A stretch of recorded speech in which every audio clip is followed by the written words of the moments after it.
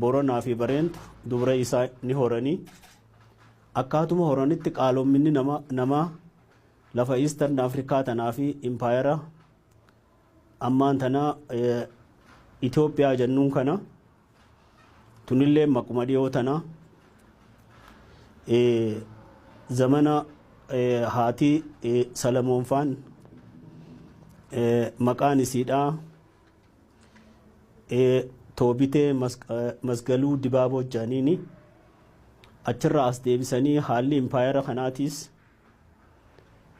adeemsi isaa nawaayis gaafa faraqaa bakka abbaa isaanii dhufan akkoo isaaniitiin maqaa Itoophiyaa jedhamu kana moggaasanii intaltiin taluma Oromooti jechuudha.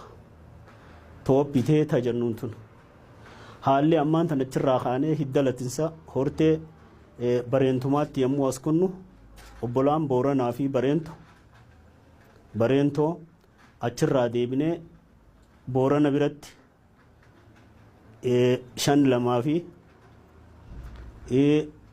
tuqaa takkaa jira hortee isaanii 11 jechuudha. Oromoon Bareentumti 5 waliin dameen lattuu Oromoo walumaa galattuu 16 jechuudha.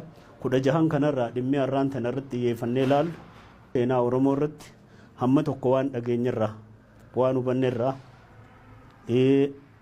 akka ibsa kan nuuf nu afeere waan kana ta'eef jecha haala kanarratti amma 5 Bareentoo jechuun Xumuugaa Bareentoo, Murawwaa Bareentoo, Karrayyuu Bareentoo, ilma Afraffaa, Qalloo Bareentoo, ilma Shanaffaa, Humbannaa Bareentooti.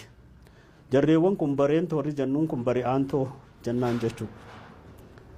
Yeroo kanarratti gaa amma qaroomni guddatee dura dursoo obbolaa lamaan irraa Booranaatti dura deemee Bareentoo boodarra aanee akkasuma ilmaan Booranaatiifis seenaa dabarsuudhaa fi kanaafis ciminaan umriidhaas waan xiqqoorra dheeratanii jiraniif haala kanarraa kan ka'e ilmaan obbolaa isaaniitii fi gaafa Afrikaa kanarra imala guddaa godhanii turan.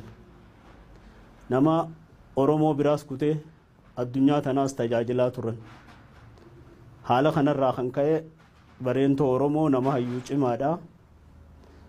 Heera ammaan tana afran qallootti wallattinsi isaanii jara 5 isinii mekana. Heera 5 Bareentoo fi 5 Bareentuma jennus +5 qabaa. Kunilleen seenaa heera gonfaa keessa waan jiruuf jecha waggaa biraatti deebina.